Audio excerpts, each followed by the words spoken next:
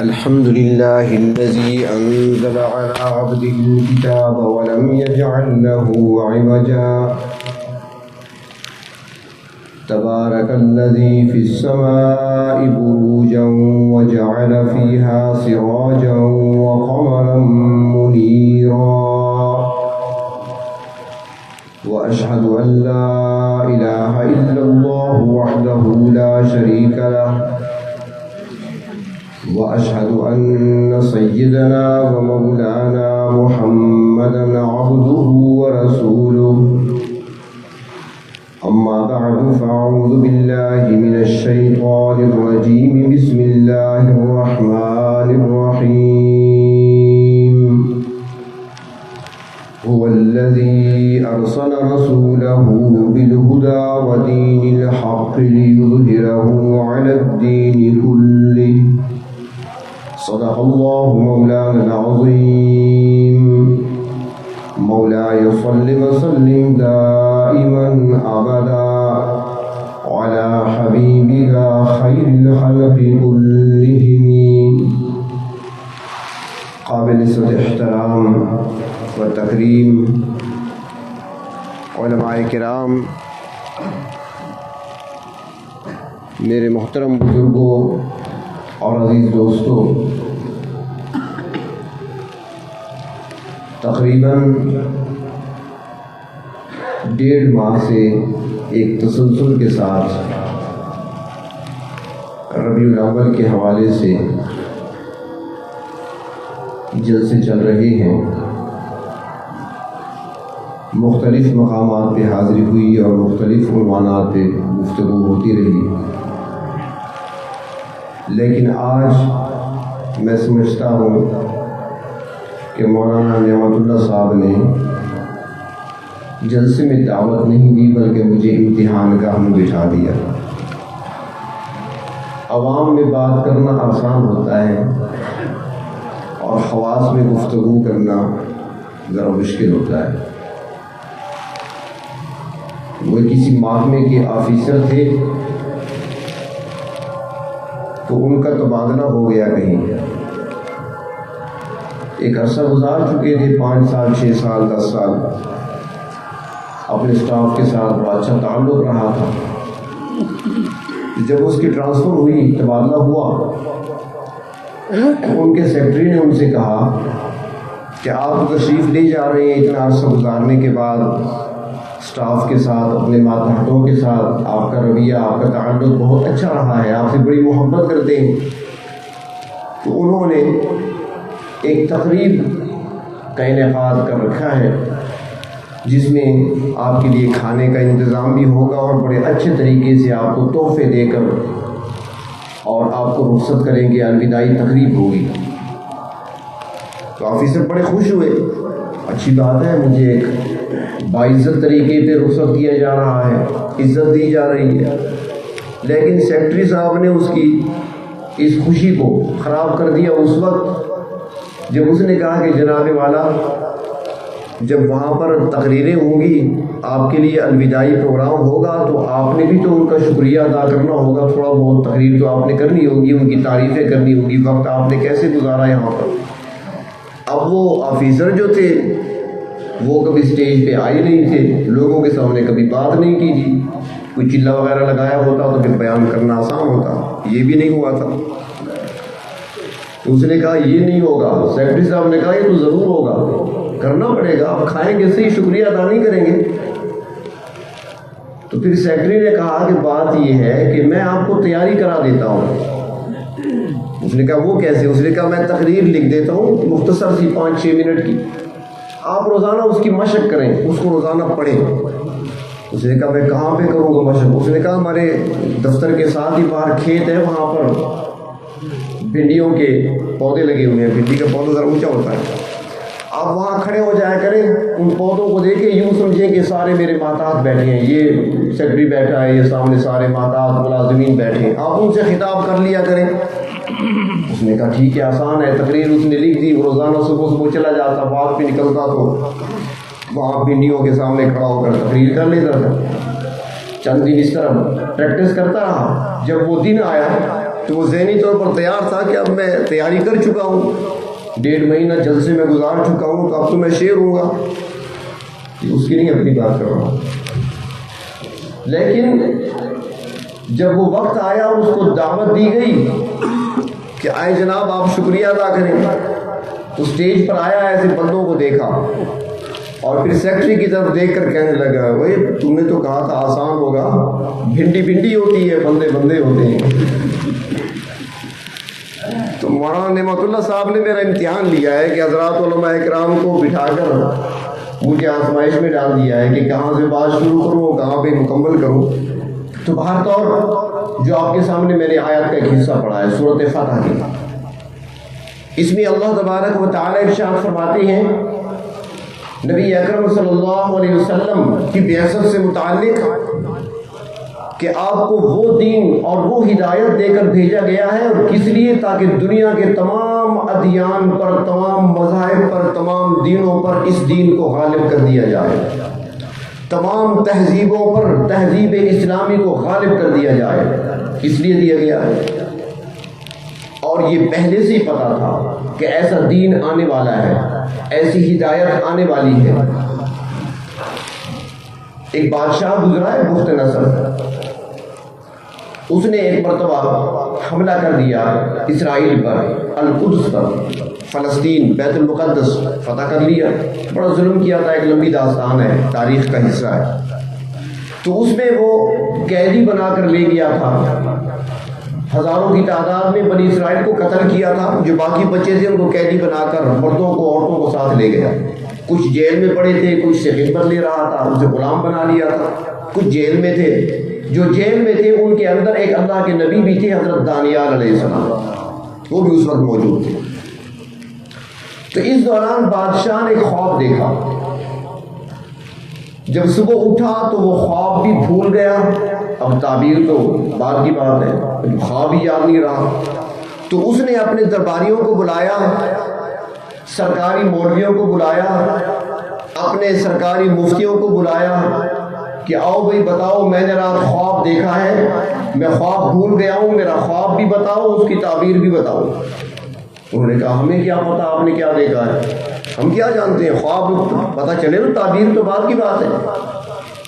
اتنے میں ایک شخص وہاں پر موجود تھا جس کی ڈیوٹی تھی جیل پر، اور وہ قیدیوں کو جانتا تھا، اور وہ حضرت دانیال علیہ السلام سے متاثر تھا. وہ اللہ کے نبی تھے، نبوت کا چہرہ دور سے بتاتا ہے. چنانچہ اس نے کہا کہ یہ نہیں بتا سکتے بادشاہ سلامت، اگر اجازت دیں تو ہمارے قیدیوں میں ایک قیدی ہے، اس کا نورانی چہرہ میں دیکھتا ہوں، اس کے اندر میں نے للہیت دیکھی ہے، میں نے اس کے سجدے دیکھی ہیں، میں نے اس کا قیام دیکھا ہے، میں نے تورات کی تلاوت اس سے سنی ہے. اگر اجازت ہو تو مجھے یقین ہے کہ وہ آپ کا خواب بھی بتا سکیں گے اور تعبیر بھی بتا دیں گے. چنانچہ بادشاہ نے کہا لے آؤ. حضرت دانیال علیہ السلام کو لایا گیا. بادشاہ کے پاس جب پہنچے تو بادشاہ نے سوال کیا کہ میں نے خواب دیکھا ہے، خواب بھول گیا ہوں، میرا خواب بتاؤ کیا تھا اور اس کی تعبیر کیا ہے. حضرت دانیال علیہ السلام نے فرمایا، یہ واقعی میں ذرا لمبا ہے، میں شارٹ کر رہا ہوں، مقصد کی بات کر رہا ہوں. تو انہوں نے فرمایا بادشاہ سلامت آپ نے خواب دیکھا ہے، ایک بہت بڑا بت آپ نے دیکھا ہے خواب میں، ایسا بت کہ جس کا سر سونے کا ہے، جس کا سینہ چاندی کا ہے، جس کا پیٹ تانبے کا ہے، جس کی رانیں پیتل کی ہے، جس کے گھٹنے تک وہ پتھر ہے اور اس سے نیچے ریت اور مٹی کا بنا ہوا. یہ بت آپ نے دیکھا اور اس کا سر بلند جا رہا ہے اوپر. اتنے میں آپ نے دیکھا کہ بہت بڑا بھاری پتھر آیا اور اس بت کے سر پہ لگا اور بت کو اس نے ریزہ ریزہ کر دیا. بت ذرہ ذرہ ہو گیا، ذرات میں تقسیم ہو گیا. اس کے بعد کچھ وہاں پر نہیں تھا، بس چند ایک ذرات تھے جو چمک رہے تھے، چاندی کے، سونے کے، تانبے پیتل کے کچھ ذرات چمک رہے تھے، باقی کچھ نہیں تھا. بادشاہ نے کہا واقعی میں نے یہی خواب دیکھا ہے. تو حضرت دانیال علیہ السلام کہتی ہیں کہ یہ بت جو تو نے دیکھا ہے سونا چاندی پیتل کا، یہ دنیا کی تہذیبیں ہیں. رومی تہذیب ہے، فارس کی تہذیب ہے، تمہاری بابل کی تہذیب ہے، یہ تہذیبیں ہیں. اور وہ جو پتھر آ کر لگا ہے وہ دین اسلام کا پتھر تھا، اس کی ضرب لگی ہے۔ وہ آخری پیغمبر تشریف لانے والے ہیں، آخری دین لے کر آنے والے ہیں، اور جب وہ آئیں گے تو ان سارے بتوں کو وہ پاش کر دیں گے، ساری تہذیبوں کو مٹا دیں گے، اور دنیا پر صرف تہذیب اسلام ہی کا غلبہ ہوگا۔ یہ آپ کے تشریف لانے سے پہلے، سینکڑوں سال پہلے، اور آپ جب تشریف لائے دنیا میں تو اس دور میں آئے کہ ہر طرف اندھیرا چھایا ہوا تھا، ہر طرف تاریکی، ظلم کی تاریکی، کفر و شرک کے اندر ڈوبے ہوئے تھے لوگ۔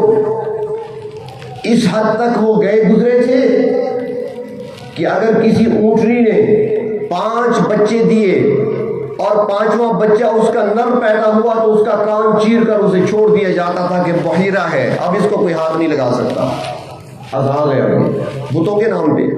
کسی اونٹنی نے 10 بچے دے دیے تو صاحبہ بن گئی، اس کو چھوڑ دیا گیا، نہ اس کا دودھ کوئی پی سکتا ہے، نہ اس کے اوپر کوئی سواری کر سکتا ہے، نہ اس سے کام لے سکتا ہے، اور یہ اللہ کے نام پہ نہیں، بتوں کے نام پہ۔ اس حد تک جہالت۔ بیٹی پیدا ہوتی ہے تو چہرے ان کے سیاہ ہو جاتے تھے، اور پھر بچیوں کو زندہ دفن کر دیا کرتے تھے۔ ظلم اس حد تک بڑھ چکا تھا۔ یہاں پر حضرات علماء اکرام کی موجودگی میں ایک بات میں عرض کرتا جاؤں کہ یہ جملہ آپ نے بارہا سنا ہوگا کہ وہ لوگ بچیوں کو زندہ درگور کرتے تھے، زندہ دفن کیا کرتے تھے۔ اکثر لوگوں کے ذہنوں میں یہ خیال ہے کہ بچی پیدا ہوئی اور اس کو اٹھا کر لے گئے اور دفن کر دیا۔ ایسا نہیں ہے، ایسا نہیں ہوا۔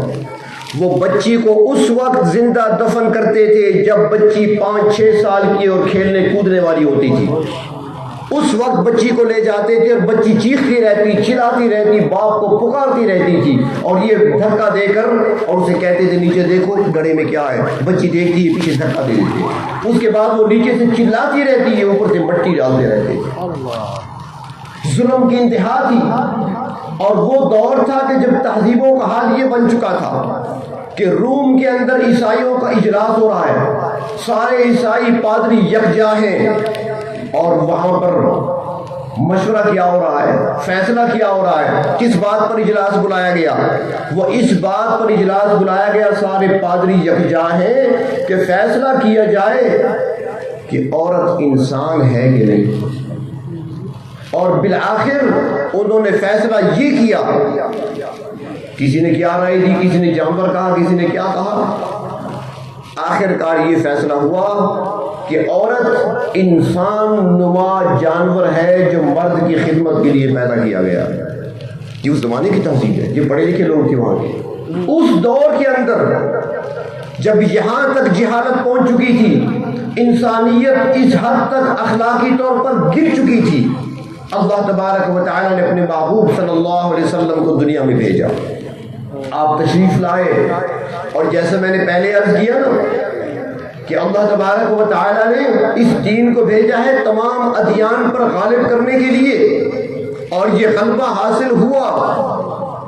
دیکھ لیں، آپ ذرا تاریخ کو دیکھیں، احادیث کا مطالعہ کر کے دیکھیں۔ عبداللہ بن سلام رضی اللہ تعالی عنہ یہودیت کو چھوڑ کر آ رہے ہیں، حضرت تمیم داری عیسائیت کو چھوڑ کر آ رہے ہیں، سلمان فارسی مجوسیت کو چھوڑ کر آ رہے ہیں، بلال اور ابن مسعود وہ شرک کو چھوڑ کر بت پرستی کو چھوڑ کر آ رہے ہیں۔ تمام مذاہب کے لوگ اسلام کے اندر داخل ہوئے، اور کس تعداد میں؟ اس کی گواہی قرآن حکیم نے دی۔ اذا جاء نصر اللہ والفتح ورأيت الناس يدخلون في دین اللہ افواجا، فوجوں کی صورت میں داخل ہوئے، ہر مذہب سے لوگ اسلام کے اندر داخل ہوئے، اور پھر غلبہ اللہ نے ایسا عطا فرمایا کہ خلفائے راشدین کو دیکھ لے، تقریباً دنیا پر ان کا جھنڈا لہرا رہا تھا۔ جو ابھی تک اسلام میں داخل نہیں ہوئے تھے ان پر لرزہ طاری تھا، کانپ رہے تھے، نہ معلوم کب ہم پہ حملہ ہو جائے۔ بلکہ تاریخ بتاتی ہے کہ جب فاروق اعظم رضی اللہ تعالی عنہ کا دور آتا ہے تو کفار کی مائیں اپنے بیٹوں کو عمر کے نام سے ڈرایا کرتی تھی۔ خاموش ہو جا، عمر آ رہا ہے، بچہ خاموش ہو جاتا تھا۔ اس حد تک وہ خوف زدہ تھے۔ اسلام کو اللہ تبارک و تعالیٰ نے پورے دنیا کے، پورے عالم کے ادیان پر غالب کر دیا۔ اور یہاں پر ایک اور نقطہ بھی عرض کروں کہ یہ تو غلبہ تھا ہماری نالائکی کی وجہ سے، ہماری بدعمالیوں کی وجہ سے آج ہم مغلوب نظر آتے ہیں، آپ کہیں گے اب کہاں ہے غلبہ ہمارا، لیکن غلبے کی کئی صورتیں ہوتی ہیں۔ اللہ تبارک و تعالیٰ نے دلائل کی دنیا میں اسلام کو آج بھی غلبہ دیا ہے۔ دلائل کی دنیا میں آج بھی کوئی مقابلہ نہیں کر سکتا۔ حقیقت کی صورت میں، صداقت کی صورت میں آج بھی اس کا مقابلہ نہیں کیا جا سکتا۔ اگر کوئی کر سکتا ہے تو آئے میدان میں۔ قرآن کا آج بھی چیلنج ہے، فَأْتُوا بِسُورَةٍ مِّن مِّثْلِهِ، آج بھی چیلنج ہے، اس جیسی ایک صورت بنا کر پیش کر دو۔ نظام تو الگ سی بات ہے، دین تو الگ بات ہے، ہدایت الگ بات ہے، اس جیسی ایک صورت بناؤ قرآن کی طرح۔ آج تک چیلنج ہے، کوئی نہیں جواب دے سکا۔ دلائل کی دنیا میں تاریخ میں آتا ہے کہ مامون رشید بادشاہ جو کہ عباسی دور کا حکمران تھا، آدھی دنیا پر تقریباً ان کی حکومت تھی۔ ہارون رشید، مامون رشید، یہ عباسی خلفاء ہیں، لیکن وہ علمی لوگ بھی تھے، انہیں کچھ ذوق بھی ہوتا تھا، شوق بھی تھا انہیں، چس پینے کا نہیں، انہیں ذوق تھا۔ آج کل تو حکمران خیر سے اور شوق رکھتے ہیں نا، انہیں کھیلوں کا شوق نہیں تھا، علمی شوق تھا۔ تو مامون رشید کے دربار میں جہاں علمی محفلیں ہوا کرتی تھیں، وہاں ایک سالانہ محفل بھی ہوتی تھی، علمی محفل، جس میں مباحثے ہوتے تھے، بڑے بڑے اسکالر آتے تھے، بڑے بڑے علماء آیا کرتے تھے اور اس مجلس میں شریک ہوا کرتے تھے، اپنے مقالے پڑھا کرتے تھے، بحث ہوا کرتی تھی، علمی نکات بیان کیے جاتے تھے۔ تو ایک مرتبہ جب سالانہ علمی مجلس ہو رہی تھی تو آنے والوں میں ایک نوجوان نیا نظر آیا، ایک شخص نئی صورت میں نظر آیا، لیکن جب اس کی باری آئی، اس نے اجازت لی کچھ کہنے کے لیے۔ جب اس نے بات کی تو اس کی بات کی روانی کو دیکھ کر، اس کے علم کو دیکھ کر، اس کے فہم اور اس کی سوچ کو دیکھ کر مامون بھی حیران رہ گیا۔ اس سے پوچھا، جوان تم کہاں سے آئے ہو، کون ہو؟ اس نے بتایا، مسافر ہوں، باہر سے آیا ہوں، فلاں علاقے سے آیا ہوں، لیکن میں مسلمان نہیں ہوں، میں یہودی ہوں۔ تو مامون رشید نے اس کی لیاقت، اس کی ذہانت، اس کی فطانت کو دیکھ کر فرمایا کہ اگر تو اسلام قبول کر لے تو میں تمہیں اپنا مقرب بنا دوں گا، تمہیں میں عہدہ دے دوں گا خاص، بڑے کام کا بندہ ہے تو۔ اس نے کہا میں اسلام قبول نہیں کرتا، انکار کر دیا، چلا گیا، مجلس برخاست ہو گئی۔ سال کے بعد، اگلے سال یا ایک سال چھوڑ کر دوسرے سال پھر وہی مجلس بپا تھی، علماء جمع تھے، اہل علم جمع تھے، فلسفی جمع تھے، سارے بیٹھے ہوئے ہیں۔ وہ نوجوان پھر آ گیا، مامون کی نظر پڑ گئی کہ پھر آیا بیٹھا ہے، چنانچہ اس کا نمبر آیا تو اس نے پھر وہی اپنا علمی کمال ظاہر کیا۔ اس کے بعد مامون نے اس کی طرف دیکھا اور کہا، میں نے پچھلی بار ایک بات کہی تھی، یاد ہے؟ اس نے جواب دیا کہ بادشاہ سلامت، آپ کی بات یاد ہے اور میرا جواب بھی آپ کو یاد ہوگا۔ اس نے کہا، جی مجھے یاد ہے، میں نے کہا تھا مسلمان ہو جاؤ اور تم نے انکار کر دیا۔ اس نے کہا، جی اب میں بتانا چاہتا ہوں کہ اب میں آیا ہوں، مسلمان ہو کر آیا ہوں، میں آپ کے کہنے پہ مسلمان نہیں ہوا، میں نے اسلام قبول کر لیا۔ تو مامون رشید نے کہا کہ جب میں نے تمہیں دعوت دی تھی، میری دعوت تم نے قبول نہیں کی، تو اب تم نے اسلام کیسے قبول کر لیا؟ تو وہ کہنے لگا، جب آپ نے مجھے کہا تھا اسلام قبول کرنے کا تو مجھے یہ بات بڑی عجیب سے لگی کہ آپ نے مجھے دعوت دی ہے، اپنا مذہب چھوڑنے کے لیے مجھے کہا ہے، مذہب چھوڑ تو میرا مذہب قبول کر لو، آپ نے تو یہ کہا ہے۔ تو میں نے کہا، اس میں کون سی ایسی بات ہے کہ جو میرے دل پہ اثر کر گئی، جملے کے اندر تاثیر کیوں کی؟ چنانچہ میں واپس گیا تو میں نے امتحان لینا چاہا۔ میں نے چونکہ قرآن کا مطالعہ کیا تو میں نے دیکھا کہ قرآن حکیم میں مجھے یہ بات نظر آئی کہ یہ وہ کتاب ہے جس میں رد و بدل نہیں ہو سکتا، کیونکہ اس کی حفاظت کا ذمہ اللہ نے خود لیا ہے۔ انا نحن نزلنا الذکر وانا لہ لحافظون، اللہ نے حفاظت کا ذمہ لیا ہے۔ اور تورات انجیل وہ بھی اللہ کی کتابیں ہیں۔ تو میں سوچ رہا تھا کہ وہ بھی اللہ کی کتابیں، یہ بھی اللہ کی کتاب ہے بقول مسلمانوں کے، تو اللہ تعالیٰ ان کی حفاظت نہیں کر رہے، اس کی حفاظت کر رہے ہیں۔ اگر حفاظت والی بات واقعی پکی ہے تو میں چیک کرتا ہوں واقعی سچ ہے کہ نہیں۔ اس نے کہا، میں نے محنت کی، میں اچھا خطاط بھی ہوں، لکھنے والا ہوں، تو میں نے خوبصورت انداز سے میں نے تورات کو لکھا، بڑی محنت سے لکھا، لیکن اس میں نے یہ کیا کہ کچھ آیتیں تورات کی آگے پیچھے کر دی، کچھ نکال دی، کچھ اور باتیں شامل کر دی اپنی طرف سے، بڑی گڑبڑ میں نے کر لی تورات کے اندر، اور پھر اسے اچھی طرح غلاف میں لپیٹ کر ایک یہودی ربی کے پاس لے گیا۔ یہ ربی ان کے عالم ہوتے ہیں، بڑے مفتی ہوتے ہیں یہود کے۔ تو اس کے پاس لے گیا، میں نے جا کر ہدیہ پیش کیا، حضرت میں نے یہ لکھا ہے قبول کر لیں۔ اس نے مجھ سے لے لیا، برگردانی کرتے رہے، بڑے خوش ہوئے، مجھے شاباشی دی، مجھے انعام دیا، واقعی آپ نے کمال کر دیا۔ میں واپس آ گیا، پھر میں نے انجیل لکھنا شروع کر دی۔ میں نے انجیل کو لکھا، اس کے اندر میں نے سب کچھ وہی کیا، کچھ چیزیں نکال دی، کچھ چیزیں ڈال دی، کچھ آگے پیچھے کر دی۔ پھر میں عیسائیوں کے بڑے پادری کے پاس گیا، بشپ کے پاس گیا، جا کر میں نے اس کی خدمت میں پیش کیا نسخہ انجیل کا۔ اس نے دیکھا، برگردانی کی، اور برگردانی کرنے کے بعد کہنے لگا بڑی محنت کی آپ نے، کمال کر دیا آپ نے، انجیل لکھی، اتنی خوبصورت لکھی ہے۔ میں نے کہا لکھی کیسی ہے ٹھیک نا؟ اس نے کہا بالکل ٹھیک ہے، 100% ٹھیک ہے۔ اس نے قبول کر لی، مجھے انعام دے کر رخصت کر دیا۔ پھر میں نے قرآن لکھنا شروع کیا، میں نے قرآن کو لکھا، اس میں میں نے کچھ آیتیں آگے پیچھے کر دی، صورت فتح کی آیت حجرات کے اندر، حجرات کی آیتیں صورت یاسین کے اندر آگے پیچھے کر دی، کچھ آیتیں نکال دی، کچھ اور عربی جملے شامل کر دیے۔ پھر لکھ کر مکمل کر کے میں ایک مسلمان عالم کے پاس گیا، میں نے اس کو پیش کیا یہ تحفہ، میں نے لکھا ہے قرآن پاک۔ اس نے لے لیا، اس نے برگردانی کی، ایک جگہ سر پکڑ کے بیٹھ گئے، دوسری جگہ، تیسری جگہ، کہنے لگے جی یہ ہمارے کام کا نہیں ہے، یہ ہمارے کام کا نہیں ہے۔ میں نے کہا حضرت میں نے بڑی محنت کی ہے، اس نے محنت کی ہے، یہ وہ قرآن نہیں ہے جس کی حفاظت کا ذمہ اللہ نے لیا ہے، اس میں گڑبڑ ہوئی ہے، یہ چیزیں نکالی ہیں۔ تکبیر، شان قرآن، عظمت قرآن، شان رسالت، شان صحابہ، نعرہ تکبیر۔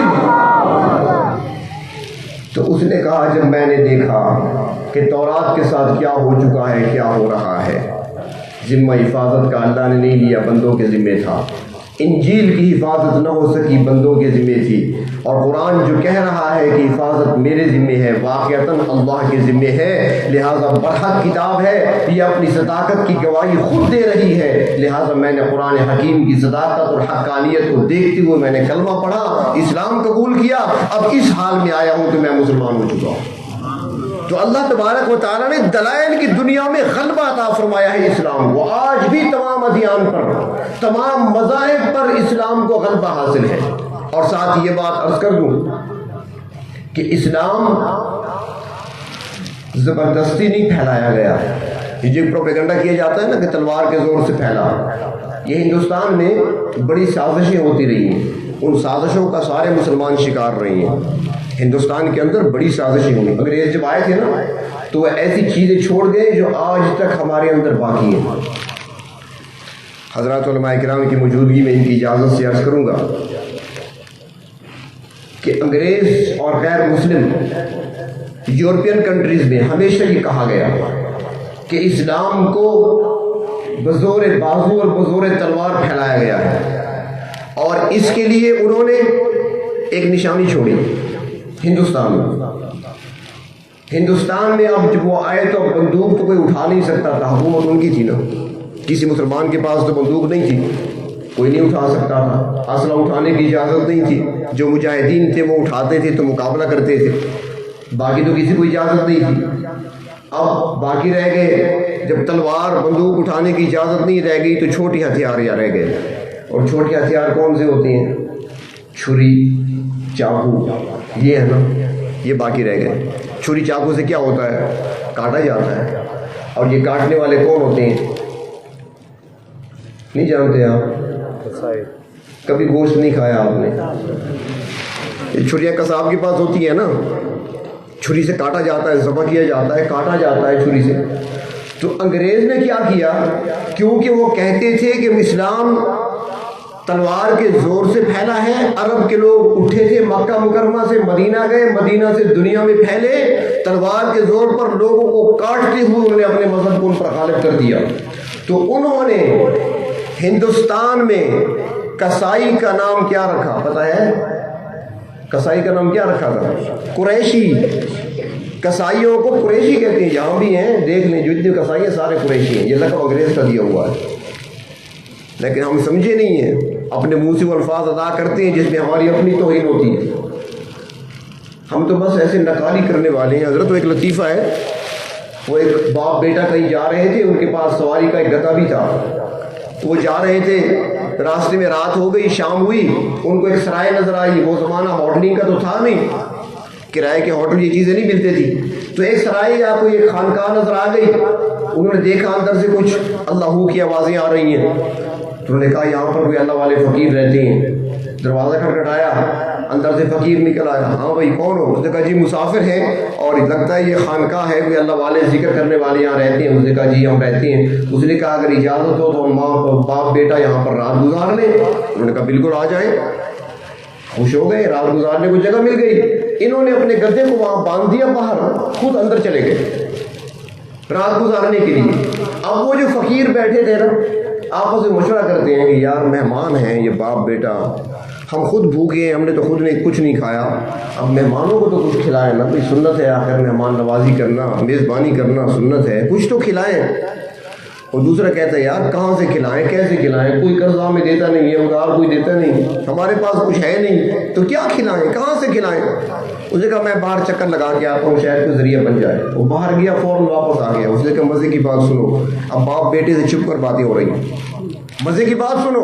اس نے کہا کیا؟ اس نے کہا ان کے پاس گدھا بھی تھا، وہ باہر بندھا ہوا ہے. اس نے کہا ایسے کرو اسے کھولو اور جا کر بیچ دو، خاموشی سے اس کو بیچ دو، اور بیچ کر جو پیسے ملیں گے نا خوب اچھے کھانے وغیرہ لے آؤ، یہ بھی کھائیں گے ہم بھی کھائیں گے.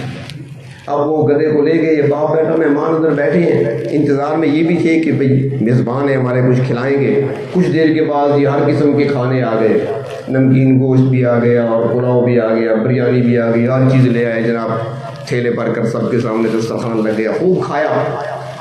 جب کھا چکے تو وہ فقیر ایک کہنے لگا باپ بیٹے سے کہ بھائی بات یہ ہے آپ تو مسافر نئے ہیں، ہماری ایک عادت ہے کہ ہم کھانا کھانے کے بعد رات کو سونے سے پہلے ہم قوالی ہماری ہوا کرتی ہے، ہم تو قوالی گاتے ہیں یہاں پر، آپ کا کیا خیال ہے ہمارے ساتھ شریک؟ اس نے کہا ہم بھی شریک ہیں. اب قوالی شروع ہو گئی. یہ تو آپ کو پتہ ہوگا نا کہ قوالی میں ایک جملہ بار بار کہتے ہیں. سنی ہے نا کبھی؟ نبی سنی ہو تو راستے میں سن لیتی ہیں، گاڑیوں میں لگی ہوتی ہیں. ایک جملہ ہوتا ہے بار بار کہتی ہیں، بار بار کہتی ہیں، پھر آگے ایک مصرع پڑا، پھر وہی جملہ بار بار بار بار. تو انہوں نے جملہ شروع کیا فارسی میں، ہر برف تو ہر برف تو ہر برف، ہر برف تو ہر برف تو ہر برف. گدھا چلا گیا، گدھا چلا گیا، گدھا. اب یہ باپ بیٹا بھی بیٹھے ہیں، ہر برف تو ہر برف، پتہ نہیں کس کو کہہ رہے ہیں، یہ بھی ساتھ جھوم رہے ہیں. رات گزر گئی، صبح ہوئی، باپ بیٹا باہر نکلے، گدھا نہیں تھا. واپس آئے، ان سے کہا جی ہمارا گدھا کوئی لے گیا. اس نے کہا رات تو ساری رات تم خود کہتے رہے ہر برف تو ہر برف، تمہیں پتہ نہیں تھا گدھا کس کا چلا گیا. ہمارا وہی حال ہے، پروپیگنڈے کے پیچھے چل پڑتی ہے، ساتھ ہم جھومنے لگتے ہیں وہ ٹھیک کہہ رہا ہے، پتہ نہیں ہوتا ہم کیا کہہ رہے ہیں. کبھی نہیں سوچا ہم نے کہیں ہمارے ایمان پر ضرب تو نہیں پڑ رہی، کہیں ہمارے عقیدے پر ضرب تو نہیں پڑ رہی، ہم کس طرف جا رہے ہیں، کبھی سوچا ہی نہیں ہم نے. بس نیٹ پہ بیٹھی ہیں جناب. تو باہر طور میں عرض کر رہا تھا کہ انہوں نے سازش کے تحت نام رکھا کسائی کا، قریشی، کہ جو قریشی تھے معاذ اللہ وہ کون تھے؟ مکہ والے قریشی تھے. کون تھے؟ جو پہلے اسلام جنہوں نے قبول کیا. قریشی کون تھے؟ جن کو صحابہ کرام کہا جاتا ہے. انہوں نے کسائیوں کا نام قریشی رکھ کر یہ تاثر دینے کی کوشش کی ہے جس طرح کسائی جانور کے ٹکڑے ٹکڑے کرتا ہے اس کے گوشت کے، اس طریقے سے معاذ اللہ اسلام آیا تو اس وقت انہوں نے تلوار لے کر کفر کے ٹکڑے ٹکڑے کیے اور اسلام کو نافذ کیا. یہ تاثر دیا. دوسری بات، اسلام میں خلافت کو ایک اہمیت حاصل ہے، اور خلافت تقریباً 1924 تک قائم رہی تھی. اس زمانے سے لے کر 1924 تک خلافت رہی ہے دنیا میں. کبھی کمزور، کبھی زیادہ، کبھی مرکز اسپین رہا ہے تو کبھی بغداد رہا ہے تو کبھی ترکی رہا ہے تو کبھی سعودیہ رہا ہے. مختلف ملکوں میں اس کا مرکز رہا، لیکن خلافت رہی ہے اور یہ بابرکت ہے امت مسلمہ کے لیے. اور پھر جب خلافت عثمانیہ کا ترکی سے خاتمہ کیا جا رہا تھا انگریز کی طرف سے، اس وقت ہندوستان میں تحریک چلی تھی مسلمانوں کی، تحریک خلافت جسے کہا جاتا ہے. مولانا محمد علی جوہر پیش تھے. انہوں نے شعر بھی کہا تھا نا وہ ان کے بھائی نے کہ ماں بولی محمد علی کی جان بیٹا خلافت پہ دے دو، یہ ان کا شعر ہے. تو خلافت کے اس عنوان سے تحریک چلی، اس کی پاداش میں ان کو جیل میں بھیجا گیا تھا، یہاں سے پکڑ کر ان کو فلسطین جا کر قید کر دیا گیا تھا. تو بہر طور انہوں نے خلافت کے نام کو بدنام کرنے کے لیے یہ جو حجام ہوتے ہیں نا، نائی طبقہ، حجامتیں بنانے والے، سب سے کمزور طبقہ ہے، انہوں نے اس کا نام خلیفہ رکھا، ہمارے خلافت کو کہاں پر لے آئے اور ہم نے وہ نام قبول کر لیا۔ اور مولویوں پر تو جو علماء پر جو لطیفے بنائے گئے وہ تو آپ سارے مزے لے پڑھتے ہیں، سارے مزے لے کر کہتے ہیں، آپ ایک دوسرے کو سناتے ہیں علماء کے خلاف، یہ سارے ان کی طرف سے ہیں۔ تو یہ بات میں عرض کر رہا تھا کہ اسلام تلوار کے زور سے نہیں پھیلا، اسلام اخلاق کی وجہ سے پھیلا ہے۔ نبی اکرم صلی اللہ علیہ وسلم مسجد نبوی موجود ہیں، آپ مسجد کے اندر تشریف فرما ہے، ایک یہودی آتا ہے، حضرات بیٹھے ہیں، حضرت شاہ عزیز صاحب بیٹھے ہیں بخاری شریف پڑھانے والے، اور بخاری شریف کے اندر یہ واقعہ موجود ہے۔ ایک شخص آتا ہے یہودی اور آ کر نبی اکرم صلی اللہ علیہ وسلم پر ہاتھ ڈالتا ہے، آپ کے کپڑوں پر ہاتھ ڈالتا ہے، اپنی طرف کھینچتا ہے اور کہتا ہے جو آپ نے قرض دینا ہے وہ ادا کریں، آپ نے قرض لیا تھا لیکن میعاد مقرر ہوئی تھی، جو میعاد مقرر ہوئی تھی وہ وقت ابھی باقی تھا۔ مثلا میں قرض لیتا ہوں، میں کہتا ہوں کہ میں 30 دسمبر کو دوں گا، آپ نومبر میں آ کر مجھے پکڑ لیتے، میں کہوں گا یار یہ مہینہ باقی ہے، دسمبر میں دینی ہے، نومبر میں نہیں دینی، تو اس کا ٹائم باقی تھا، وہ آپ کے کپڑے پکڑ کر کھینچ رہا ہے، میرا قرض مجھے واپس کرو۔ اس موقع پر حضرت فاروق اعظم رضی اللہ تعالی عنہ، ان کا ہاتھ اپنے تلوار کے دستے کی طرف چلا گیا، کہاں برداشت کر سکتے تھے؟ عرض کرتے ہیں اللہ کے محبوب اجازت دے کہ اس خبیث کی میں گردن الگ کر دوں۔ اللہ کے رسول نے کیا فرمایا؟ دیکھیں اخلاق، اس وقت آپ کی حکومت قائم ہے مدینے میں، اس وقت آپ کی حیثیت حکمران کی ہے، سارا مدینہ محکوم ہے، خلافت کی بنیاد رکھی جا چکی ہے، اسلامی نظام نافذ کیا جا چکا ہے، آپ اختیار رکھتے ہیں، کسی کو سزا دے سکتے ہیں، لیکن آپ کیا فرماتے ہیں فاروق اعظم سے؟ عمر تمہیں یہ نہیں کہنا چاہیے تھا، تمہیں تو یہ کرنا تھا کہ مجھے کہتے کہ اچھے طریقے سے قرض واپس کر دو، اور اسے کہتے کہ قرض وصول کرنے کا اچھا طریقہ اختیار کرو، اسے یہ کہتے اور مجھے یہ کہتے، یہ جملہ جو کہہ رہے ہو نا کہ سر الگ کر دوں گا۔ جب اس یہودی نے سنا اس نے چھوڑ دیا، باہر نکلا، کچھ دیر کے بعد واپس آیا، بالوں سے پانی ٹپک رہا تھا، اللہ کے رسول کے سامنے آتا ہے، کہتا ہے اشہد ان لا الہ الا اللہ واشہد انک رسول اللہ، اے اللہ کے محبوب میں آزمائش کرنا چاہتا تھا، باقی ساری نشانیاں دیکھ چکا تھا، لیکن میں نے پچھلی کتابوں میں تورات کے اندر پڑھا ہے جو پیغمبر آئیں گے وہ انتہائی حلیم ہوں گے، انتہائی بردبار ہوں گے، میں آپ کی بردباری کو، آپ کے حلم کو دیکھنا چاہتا تھا، آج میں نے وہ بھی دیکھ لیا، آخری نشانی بھی دیکھ لی، واقعی آپ اللہ کے سچے پیغمبر ہیں۔ تو اسلام اخلاق کے ذریعے سے پھیلا ہے، اور پیغمبر اسلام نے، آخری بات میں عرض کر کے اپنی بات کو مکمل کرتا ہوں، پیغمبر اسلام نے جو خبر ہمیں دی ہے اس خبر میں ذرہ برابر بھی کمی بیشی نہیں ہے، جو تھا وہی بتایا، اس لیے کہ خبر وصول کہاں سے کی تھی؟ اللہ سے۔ اللہ نے خبر بھیجی ہے، اللہ کے محبوب صلی اللہ علیہ وسلم نے خبر دی ہے، اور وہ خبر بعین ہی 100% درست ہوتی ہے۔ اس کی مثال عرض کرتا ہوں، حدیث شریف میں ایک واقعہ آتا ہے، ایک مرتبہ غزوہ بدر کے بعد، غزوہ بدر ہو چکا تھا، دو شخص، ایک غالباً مروان بن امیہ اور دوسرا عمیر، ان کی آپس میں دوستی تھی دونوں کی۔ مروان بن امیہ جو تھا یہ سردار تھا، مالدار شخص تھا، اس کے پاس کافی مال تھا، اور جو عمیر تھا یہ انتہائی غریب آدمی تھا، اس کے پاس بس 2 وقت کا کھانا بہت مشکل ہو جاتا تھا۔ ان کی آپس میں دوستی تھی اور آپس میں ملاقات بھی ہوتی تھی، بیٹھا کرتے تھے۔ غزوہ بدر کے بعد ابن امیہ بیٹھا ہوا ہے اپنی بیٹھک میں، اپنی چوک میں جو جگہ ہوگی اس کی بیٹھنے کی، کمرے میں بیٹھا ہے، عمیر آ گیا۔ جب آیا، آ کر بیٹھا تو ابن امیہ نے کہا، عمیر بھائی کیا بات ہے، آج تو تمہارے چہرے پر رونق نہیں ہے، مسکراہٹ نظر نہیں آتی، قدم تمہارے لڑکھڑا رہے تھے، بڑے گھبرائے ہوئے ہو، ایسے لگتا ہے جیسے مدتوں کا بیمار چل رہا ہو، یہ کیا ہوا ہے تمہیں؟